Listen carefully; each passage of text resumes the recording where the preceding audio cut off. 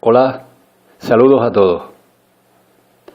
Bucear en la historia más antigua, en los inicios de esta civilización, es tarea compleja debido al tiempo transcurrido, durante el cual resulta lógica la pérdida de evidencias contrastables y debido además a la presencia siniestra y a la vez interesada de la mano del poder de turno, que manipula todo aquello que no convenga a la versión oficial que nos han vendido de la historia.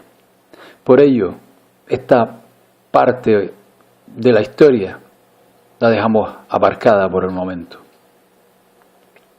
Alejandro Magno, que se creía descendiente de algún dios, ordenó a sus escribas dejar plasmada la cronología del mundo hasta entonces. Se supone que la gran biblioteca de Alejandría guardaba esa memoria del mundo hasta entonces conocido, y por ello a ciertos intereses del poder le convino arrasarla para sumirnos en la oscuridad como síntoma principal de la pérdida de memoria que padece el mundo desde entonces, y que muchas voces afirman que se guarda bajo los cimientos vaticanos. Después de la caída de Roma, imperio donde todo se databa en los anales, el conocimiento y los hechos históricos quedaron reservados a unos pocos, sobre todo a un reducido grupo de familias que junto al clero católico institucionalizaron el cristianismo en tiempos de Constantino en un intento por unificar su vasto imperio con falsas creencias como recambio a sus ineficaces políticas que no lograban aunar tantas creencias dentro de aquellos enormes territorios. Tal es así que el emperador Constantino construyó una religión a la medida de sus intereses y con eruditos como Eusebio de Cesarea y Lactancio, se les considera junto a San Jerónimo como los autores de las bases de la cronología. Y es en este punto donde entramos en materia, porque de las crónicas de Eusebio y de Jerónimo solo se conocen fragmentos. Pero antes de entrar en materia, y por referirnos a aquellos tiempos, hay que mencionar el que supuso uno de los mayores fraudes de la historia, como fue la donación de Constantino. Fraude reconocido siglos después por la propia Iglesia Católica, y que les invito a ver con más profundidad en el vídeo al que les remito arriba en la pantalla. Un trabajo reciente elaborado por los historiadores alemanes Heribert Illig y Hans Ulrich concluye diciendo que del siglo VIII al XI, en que no hay prácticamente historia, los sucesos que aporta la oficialidad entre aquel año 700 y el 1000 son mentiras. Según estos historiadores, el emperador del Sacro Imperio Romano, Otto II, salió con el Papa Silvestre II para adueñarse de grandes extensiones de tierra, de pertenencias, de herencias y de riquezas en Europa. Para ello, diseñaron un árbol genealógico de descendientes reales para vincularse así a derechos dinásticos. Además de intereses lucrativos y de poder, hubo otro motivo para inventarse 3 siglos de historia. Y es que la vanidad de Silvestre II le empujaba a ser el Papa del año 1000, un cambio de milenio en que existía la creencia generalizada de que sería el año del fin de los tiempos y del regreso del Mesías.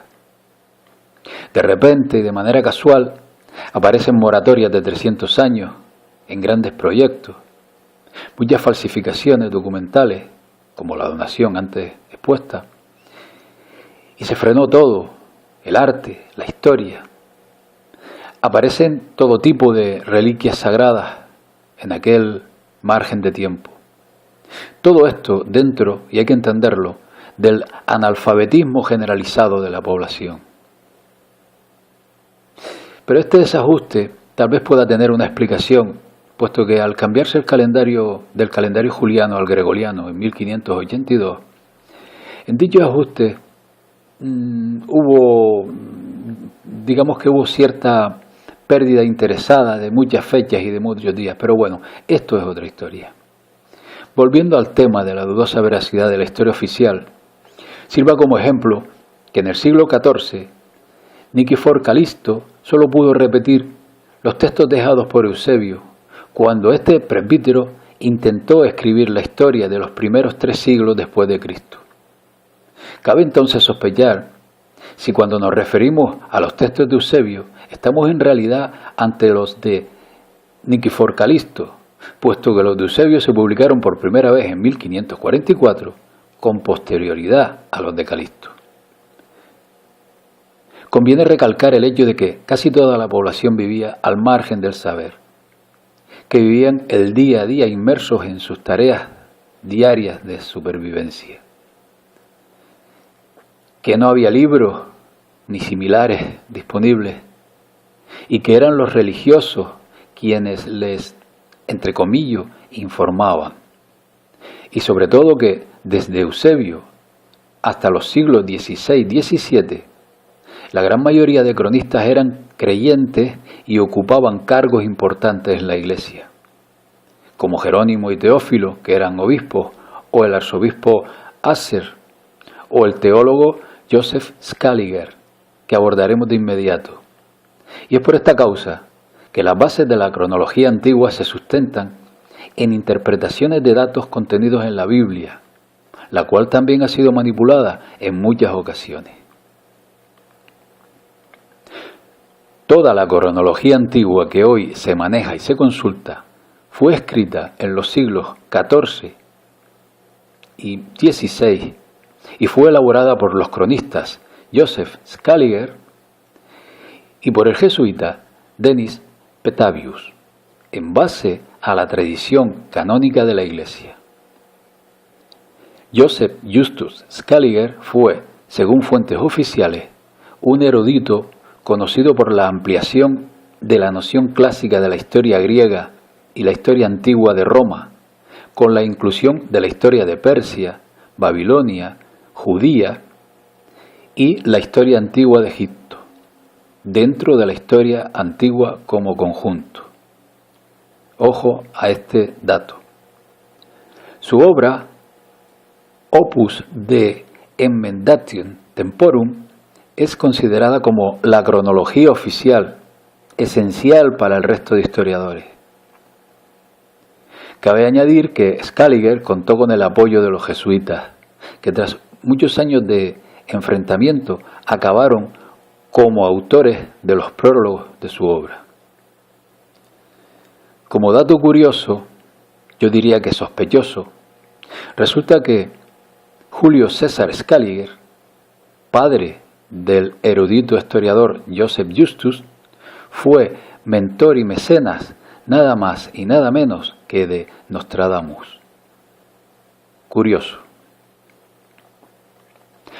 Por otra parte, los volandistas, que eran colaboradores cercanos a los jesuitas, iniciaron una obra hagiográfica de santos y mártires en una época tan tardía como finales del siglo XVII.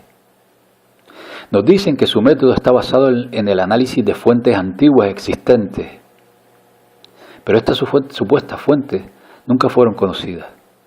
En definitiva, centenares de monjes encerrados durante siglos, por cuyas manos pasaban la escasa historia hasta entonces escrita, se dedicaron a borrar aquí, rectificar allá o inventar más allá cualquier texto. Así, con estos mimbres apropiados, un referente histórico que se tiene por incuestionable puede ser el resultado de un dato textual que indica que en la carta que escribió fulanito a menganito o en la obra de tal o cual personaje aparece una cita, la cual pudo haber sido colocada, incrustada, por los mismos que después construyen el referente histórico, que de esta manera tan simple y a la vez reprobable y denunciable, hacen que cambie el rumbo de la historia.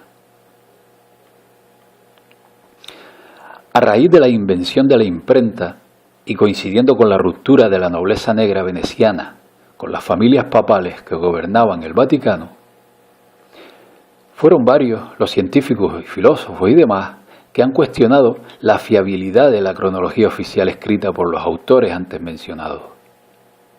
Sirvan como ejemplos destacados de Arcilla, de la Universidad de Salamanca, en el siglo XVI. En sus dos obras publicadas demostraba que toda la historia antigua fue escrita en la Edad Media. Garduin, jesuita que consideraba que toda la literatura clásica fue el fruto de inspiración de los escritores del siglo XVI. Isaac Newton consideraba que la cronología de Scaliger era errónea, que toda la historia del Antiguo Egipto se resume en poco más de 3 siglos y que los textos sagrados han estado corrompidos por la Iglesia Católica. Esta afirmación la hizo en 1690, antes de ser nombrado presidente de la Royal Society, después de anunciar la ley de la gravedad en 1687. Pero la crítica a la cronología oficial fue un trabajo privado que dedicó a la princesa de Gales y que cayó en poder de los franceses que lo hacen público, lo que empuja a Newton a comunicar que completaría dicho trabajo. Pero le llegó la muerte y el trabajo nunca se publicó. También han sido críticos con la cronología oficial Jean Hardouin en 1646-1729, Petr Nikiforovich. Robert Baldoff dijo que no solo la historia antigua, sino también el medievo temprano fue una falsificación de la época del Renacimiento y de los siglos siguientes. Edwin Johnson dijo que estamos mucho más cerca de la época de los griegos y romanos antiguos de lo que está escrito en las tablas. Nikolai Morozov utilizó métodos astronómicos para corregir fechas de las predicciones bíblicas y entre los años 1924 y 1932 publica su inmenso trabajo en 7 tomos, llegando a la conclusión de que la historia está dictada de manera artificial.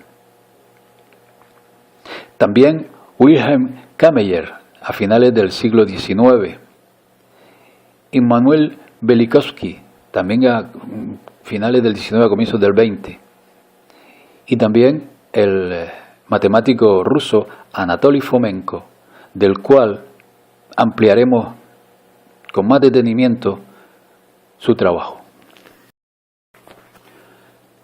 En el año 1972 se reunieron miembros de la Royal Society of London para debatir las inconsistencias obtenidas en el cálculo de la aceleración del movimiento lunar, puesto que al parecer dicha aceleración había dado un salto de tal magnitud en algún momento de la historia próximo al siglo X que les era imposible de explicar. Robert Newton, uno de los investigadores, contactó con Anatoly Fomenko, uno de los más prestigiosos matemáticos de la época, miembro de la Academia de Ciencias, profesor de la Universidad Estatal de Moscú, cuya investigación posterior fue tomando tal calibre que se necesitó la incorporación de miembros de la Academia Rusa de Ciencias, que han fructificado en la edición de miles de páginas de sus trabajos. El resultado, fundamentado en nuevos métodos, basados sobre todo en estadísticas de datación histórica, que cuestionan la cronología oficial, es que se deben revisar 1000 años de historia oficial, porque casi nada encaja, puesto que según Fomenko y su equipo, se lo han inventado. Es por esto que adentrarse en los trabajos de Fomenko supone en principio un total rechazo, debido a lo increíble del tema. Pero conforme se avanza, vamos aceptando ciertas conclusiones bien documentadas y dejando aparcadas otras mucho más inverosímiles, que estando también respaldadas por datos, siguen siendo difíciles de asumir. Algunas de las conclusiones del inmenso trabajo de Fomenko y su grupo son las siguientes. 1. La mayoría de los textos antiguos son originales, pero su interpretación es errónea. El cambio de la cronología cambia su significado e interpretación. 2. Algunos errores fueron no intencionados. Ejemplo, traslado de la vida de Cristo del siglo XI al siglo I. Traslación por 1053 años aproximadamente. 3. Parte de la historia fue distorsionada y falsificada de manera intencionada. Como dice Fomenko, es muy interesante, pero triste observar todos los paralelismos en la historia. Triste porque los sucesos históricos separados por 350, 700 o 1055 años cuentan, según parece, la misma historia. Y algunas de las sucesiones cuentan una historia ilusoria. Fomenko encuentra paralelismos entre el Imperio Romano de César, del siglo I a.C., y el Imperio Romano de Diocleciano, siglo II, siglo VI después de Cristo. Paralelismo entre Lucio Sulla y Lucio Aureliano.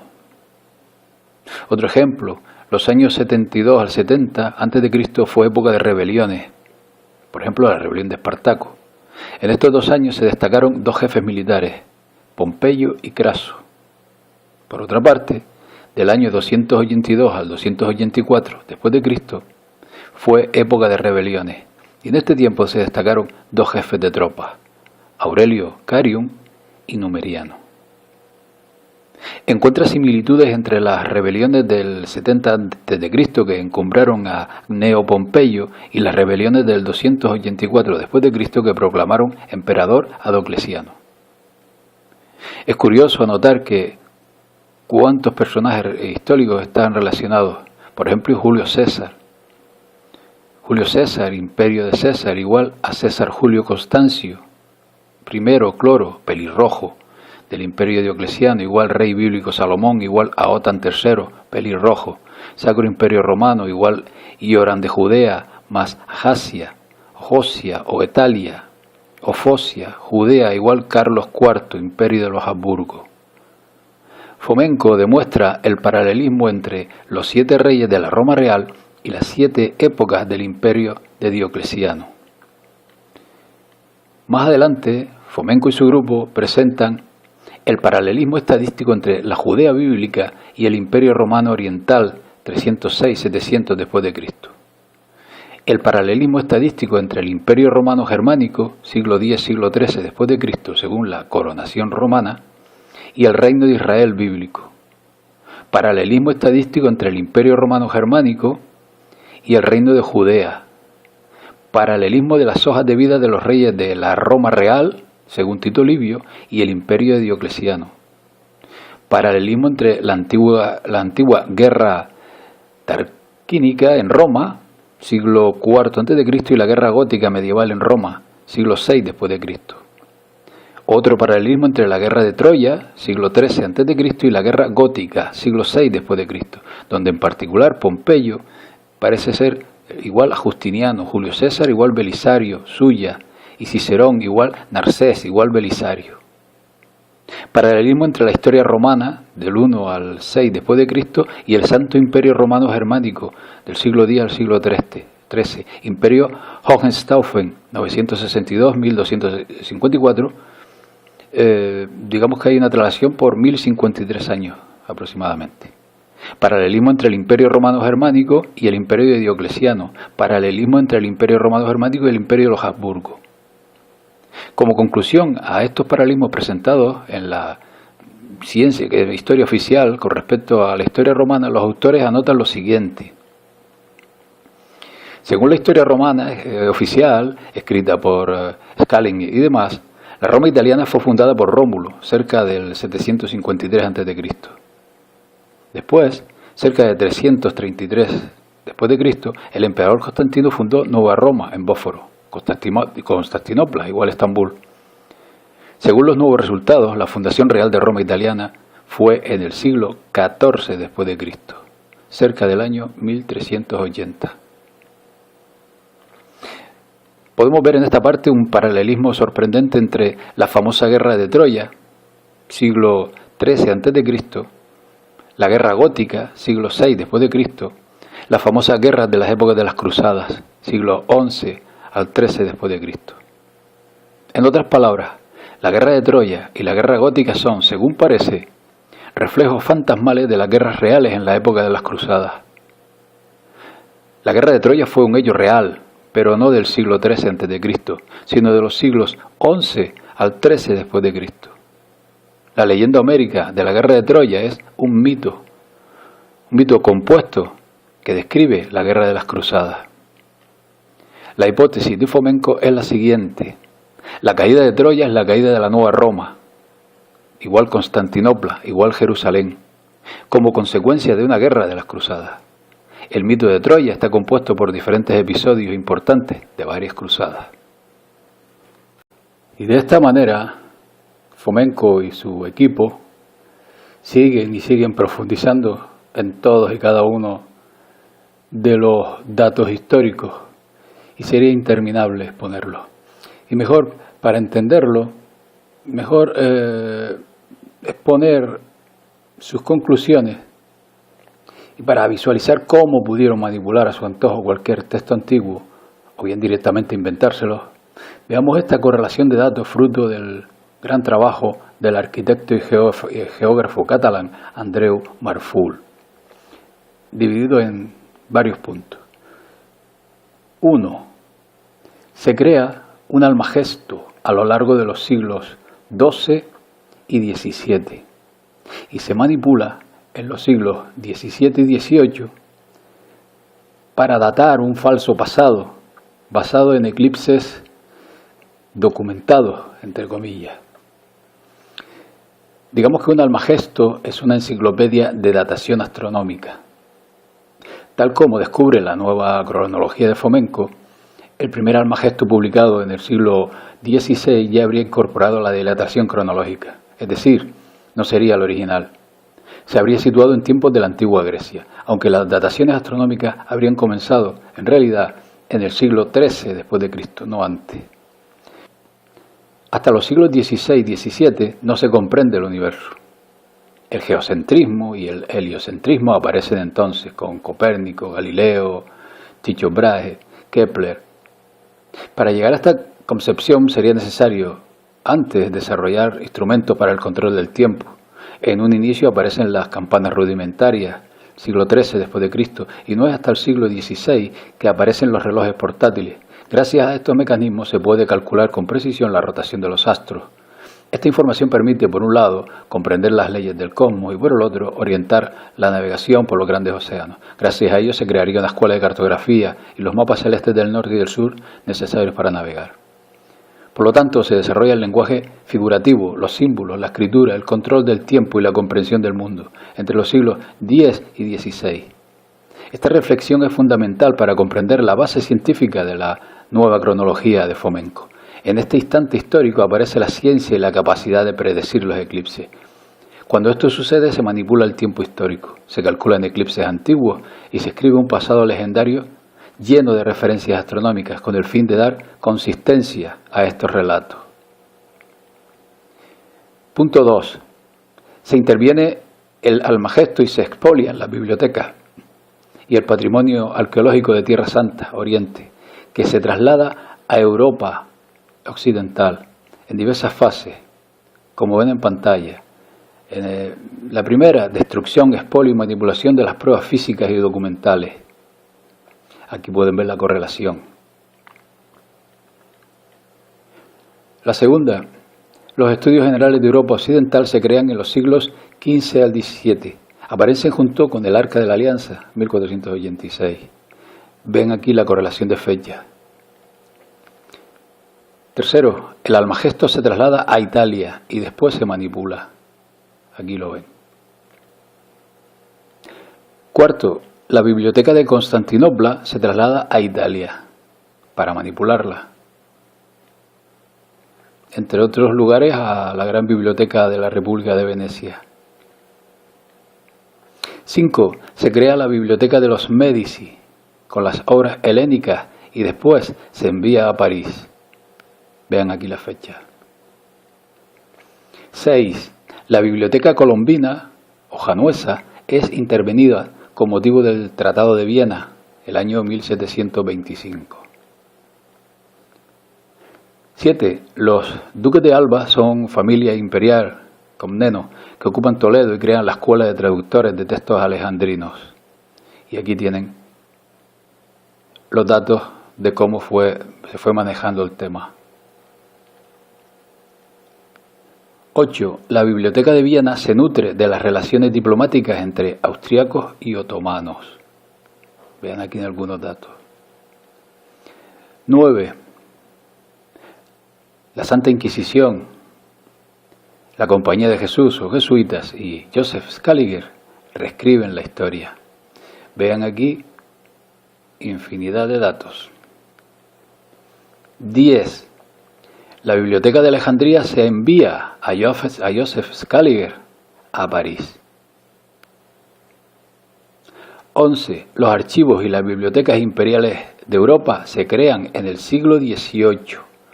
Vean aquí una amplia correlación de fechas, nombres, datos de cómo se fueron manejando todos estos archivos con el fin de construir una historia a la medida del poder. Pueden parar el vídeo e ir consultando cada uno de estos pasos. En fin, no ha faltado, por supuesto, la manipulación arqueológica, la invención de personajes, de héroes y demás. El más claro, en mi opinión, Carlomagno, que al parecer no existió. También borrar de la historia a reinos enteros como Tartaria, al norte de lo que es Rusia, un reino que al parecer durante muchos siglos vivió en paz y no parecía un ejemplo a seguir para el poder, porque sin estar aliado a nadie supieron desarrollarse de una manera bastante adecuada. Infórmese sobre Tartaria. La historia constatable solo existe a partir del siglo XVIII. Aunque en esta nueva era, en estos últimos siglos, el poder no inventa hechos ni personajes, no es que los invente, los fabrica directamente, crea situaciones, crea guerras, provoca y manipula a su antojo la historia y muchos acontecimientos. Es decir, hoy día la historia no se inventa, sino que se guioniza. Desde que el poder cambió de manos, porque a lo largo de este vídeo hemos visto cómo ha sido el poder de los anglo-venecianos, quienes se han dedicado a exponer las grandes trampas de la historia que hacían los que estaban con anterioridad en el poder vaticano.